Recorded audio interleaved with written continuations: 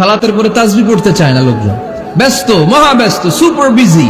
কোত্থেকে আসলে এই ব্যস্ততা?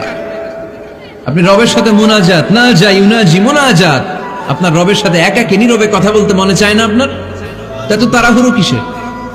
ধীর স্থির হন, একটু স্থির হন, একটু মনোদৈহিক প্রশান্তি অর্জনের চেষ্টা করেন। সব সময় ব্যস্ত, ধাক্কাধাক্কি, উচ্ছৃঙ্খলা, এগুলো আমাদেরকে শেষ করে দিয়েছে।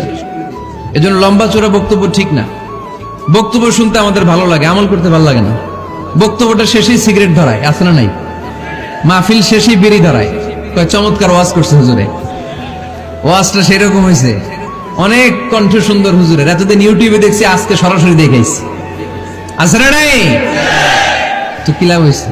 লাভটা হয়েছে কি? এই যে মাহফিল শেষে বিড়িটা ধরাইলেন আর গেলেন, কোনো লাভ হয় নাই। এগুলো থেকে বেরিয়ে আসতে হবে। বছরের পর বছর আমাদেরকে শিখানো হয়েছে একভাবে, কেউ এই পরিবর্তনের আওয়াজ তোলে নাই। আওয়াজ আপনাকে তুলতে হবে। আওয়াজ তোলার জন্য এত মানুষ লাগে না, আপনি একাই যথেষ্ট। আপনি দাঁড়ান না সামনে, দেখবেন আপনার সামনে কেউ টিকে থাকতে পারবে না, ঠিক কিনা? কিন্তু আপনার শক্ত সিদ্ধান্ত লাগবে, পরিবর্তনের জন্য শক্ত মানসিকতা লাগবে, যে আমি পরিবর্তন করতে চাই। We have to change. যুগ জামানা পাল্টে দিতে চাই না অনেকজন। এক মানুষই আনতে পারে জাতির জাগরণ।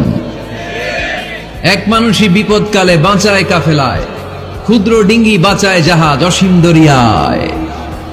এজন্য আপনার শক্ত সিদ্ধান্ত পারে আপনার মৌলভীবাজারটাকে দেশের শ্রেষ্ঠ জেলা, শ্রেষ্ঠ থানা হিসেবে আল্লাহর কাছে কবুল করতে, ঠিক কিনা? এজন্য লম্বা চূড়া আলোচনা ঠিক না। ছোটখাটো অল্প কয়েকটা মেসেজ নিয়ে যেতে পারলেই that's enough. One of the minor signs before the day of judgment, your Islamic lectures will be very longer, and your salah 5 times a day will be shorter. কিয়ামতের আগে বক্তব্য লম্বা, নামাজ খাটো, তাসবিহ পড়ে না, ব্যস্ত, মহাব্যস্ত। এই মহাব্যস্ততা ছাড়েন, কোরআন সুন্নাহর দিকে ফিরে আসেন। বরকত দিবে কে? বিশ্বনবীর মসজিদে নববীর ফ্লোর বালুর ফ্লোর ছিল, আমাদের ফ্লোর টাইলস। আল্লাহর হাবিব সাল্লাল্লাহু আলাইহি ওয়াসাল্লামের মসজিদে বালি নিচে, এই বালিতেই নামাজ পড়তেন। বৃষ্টি হলে কাদামাটি হয়ে যেত, কাদামাটিতেই সেজদা করতেন।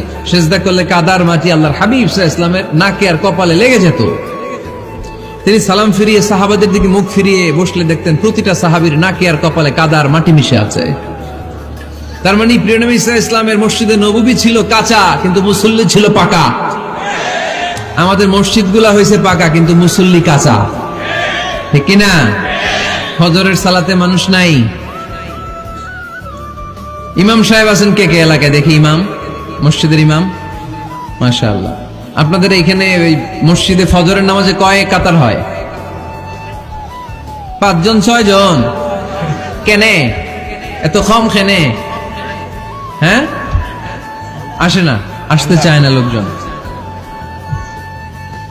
তো এই যে 5-6 জন ফজরের সালাতে, কল্পনা করতে পারেন? ফজরের সালাতে এত কম লোক, ফজরের জামাতে লোক যায় না, এটা একটা মহামারী। যেদিন ফজরের জামাতের দৃশ্য আর জুমার নামাজের দৃশ্য একরকম হয়ে যাবে, ওই দিনই বাংলাদেশে ইসলাম কায়েম হয়ে যাবে। এখন স্লোগান তুলে বিপ্লব, বিপ্লব, ইসলামে বিপ্লব। আর ফজরের সময় আমি কম্বলের ভিতরে, আছে না নাই? কোনো বিপ্লব হবে না। ফজরের নামাজ জামাতে পড়ুন, সকালটারে বরকতময় করে দিবে কে? আল্লাহর হাবিব সাল্লাল্লাহু আলাইহি ওয়াসাল্লামের মসজিদ ছিল সবার জন্য উন্মুক্ত, এখানে সবাই আসতে পারত। এজন্য মসজিদ হবে সবার। আমরা মসজিদের আবাদকারী হতে চাই। এজন্য রাব্বুল আলামিন বলেন, ইন্নামা ইয়া'মুরু মাসাজিদাল্লাহি মান আমানা বিল্লাহি ওয়াল ইয়াউমিল আখির وأقام الصلاة وآتى الزكاة ولم يخش إلا الله فعسى أولئك أن يكونوا من المهتدين. سبحان الله.